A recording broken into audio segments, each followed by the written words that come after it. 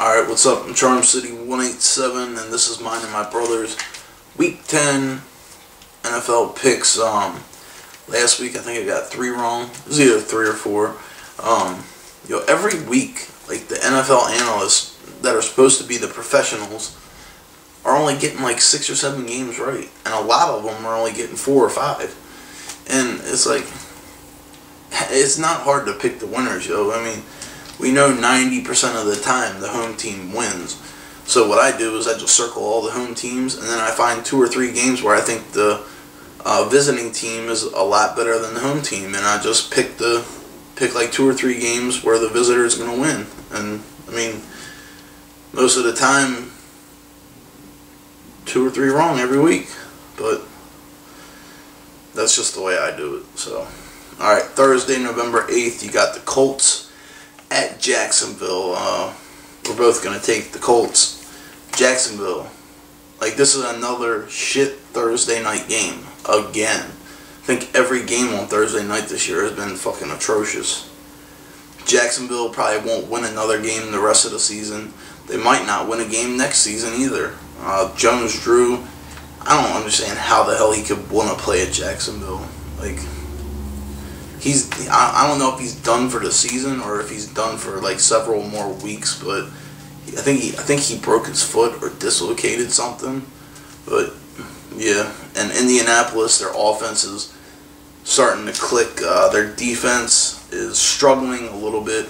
I think the main reason their defense is struggling is because they switched from the 4-3 to the 3-4, which moved, I think, Robert Mathis to outside linebacker, which he's never played before. So I think that's a lot of the reason why the Colts are struggling on defense. But, all right, the Sunday games, November 11th, 1 o'clock. You got the Giants at Cincinnati.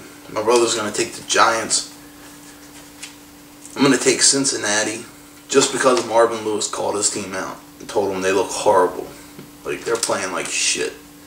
And Giants struggled a little bit last week. They couldn't get the ball in the end zone, you know. And a lot of the times they struggle mid-season, then they pick it up and go on their run at the end of the season. So I think this is a trap game for the Giants. That's why I'm going to take Cincinnati. Tennessee at Miami. We're both going to take Miami. I think this is going to be a close game. The reason why I'm taking Miami is because they cannot afford to lose 2 games in a row. They lost last week to the Colts. I think it was like 23-20. But if they want to stay in the playoff picture, they cannot lose this game. But on the other hand, Tennessee's owner called the whole organization out this week. Said he might fire the general manager, all the coaches, and all the players if they have another outing like they did last week where they got smashed by the Bears. But yeah, Detroit at Minnesota. My brother's going to take Detroit. I'm going to take Minnesota, yo. Detroit's ignorant as shit. Their whole organization is straight up ignorant. Well, I wouldn't say their organization. I like Jim Schwartz. I like their coaching staff. Their players, yo. Their players are fucking ignorant as shit. Minnesota, all they have to really do is run the ball with Peterson and find ways to get the ball into Percy Harvin's hands without giving Ponder a chance to turn it over. And that's what they did like the first 3 or 4 games of the season. Had no turnovers, were doing good on offense, and then their defense was holding people. They got to get back to that. I think like the last 3 games, Ponder's had multiple turnovers each game. So they just got to get away from the turnovers and they'll be good. Buffalo at New England. We're both going to take New England. Buffalo, man. Their defense gave up. They're basically done for the season. Their offense can be good. It's just Fitzpatrick throws the ball away too much. Throws interceptions too much. CJ Spiller is a beast, yo, but he cannot carry that whole team on his back. Like, the defense doesn't even... They might as well not even go out on the field and just let the offense throw a pass and score a touchdown and bring their offense right back out on the field because the defense is non-existent. Atlanta at New Orleans. My brother's going to take Atlanta. I'm going to take New Orleans just because they're playing at New Orleans. Drew Brees is a lot better than Matt Ryan. Let's see. I think the Saints' 3 running backs are better than... they might not be better than Turner, but the 3 running backs that the Saints have are better than the 3 that the Falcons have, you know. Wide receivers goes to the Falcons, but I just think that the Saints defense played decent the other night. So if they can play like they played the other night against the Eagles, I think the Saints will... It's going to be a close, high-scoring game, but I think the Saints are going to pull it out. And I hate the Saints. Well, I hate Atlanta too, but... San Diego at Tampa Bay. My brother's going to take San Diego. I'm going to take Tampa Bay. Doug Martin, you know, he is a beast. Every time a team plays them this year, they're basically going to have to game plan for just to stop him. They're going to have to devote their whole defense to stop him. It's just going to take about 3 people to get his ass on the ground.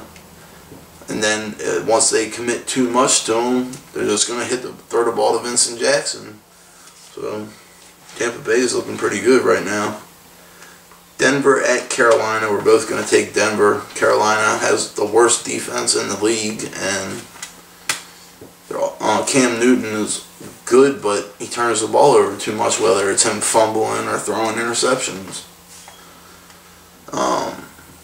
Oakland at Baltimore. My brother's going to take Baltimore 23-16. I'm going to take Baltimore 31-17. All right. Get a drink. Alright. Everybody's complaining about the defense. Yes, the defense is giving up tons of yardage. But 3 games this year, our defense has gone the whole game without giving up a touchdown. And then 2 other games, we've given up 1 touchdown. And the one game, it was because Flacco I think he either threw an interception or got sacked and fumbled the ball inside of our 20-yard line. I mean, yes, they give up huge yardage, but they have good red zone defense. And this is the problem with our defense. Maki Kimawatu. Yo, he cannot hold his ground against a tight end, yo. Tight end pushes him wherever he wants. They can move him 6 yards off the line of scrimmage. Any tight end in the NFL.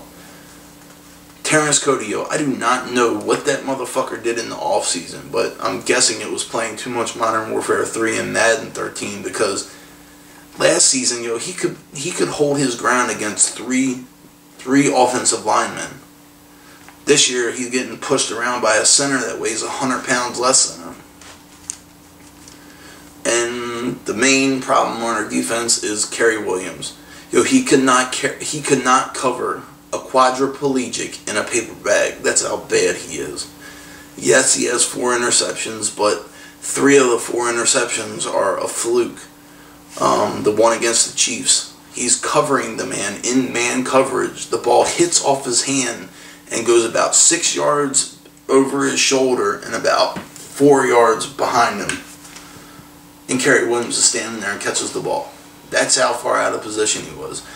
The last one against the Browns, Whedon was throwing the ball away and threw it a good 10 yards over the receiver's head and about 6 yards to his left.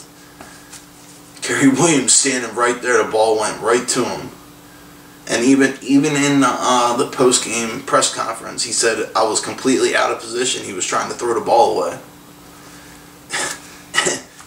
But that's why I don't mind the other team getting the ball in our red zone, because it forces Kerry Williams to play near the person he's covering.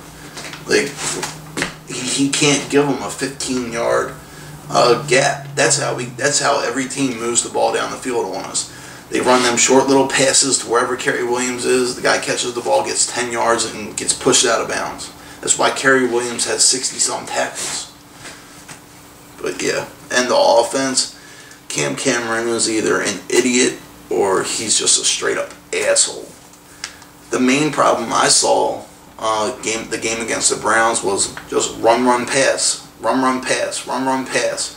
Once we had that first 3 and out, it was just run, pass the whole game. And I think he was just doing it to be ignorant because everybody was saying run the ball, run the ball, run the ball. He has like no scheme or whatever. Like, all right, yeah, they're shutting down the run, so give them a play action. And that's what got us out of our rut. Ran the ball, and then we did a play action. Should have done that in the second quarter on like the 3rd straight 3 and out instead of waiting until the end of the 4th quarter to do it. I mean, it's common sense. All right, the 4:05 games. You got the Jets at Seattle. We're both taking Seattle. 4:25 Dallas at Philly. Both taking Dallas. If they were playing in Dallas, though, I would take Philly. Philly's getting exactly what they deserve for signing Michael Vick to that fucking ridiculous contract. Motherfucker's a scumbag. He don't deserve $1, but that's my opinion. St. Louis at San Francisco. Both taking San Francisco. The Sunday night game, you got Houston at Chicago, which is, out of the 3 primetime games this week, this is the only good one. My brother's going to take Chicago 20-16. I'm going to take Houston 21-17. The only reason why I'm taking Houston is because Chicago, their offense, the only weapons they have is Matt Forte and Brandon Marshall. I think that the Texans defense has a better chance in shutting down Marshall and Forte and getting the Cutler through that horrible offensive line. I think they have a better chance of doing that than the Bears do of shutting down all of Houston's offense. As long as Houston stays away from Tillman, I think they'll be good. And then you got the Monday night game, November 12th, another shit game, Kansas City at Pittsburgh.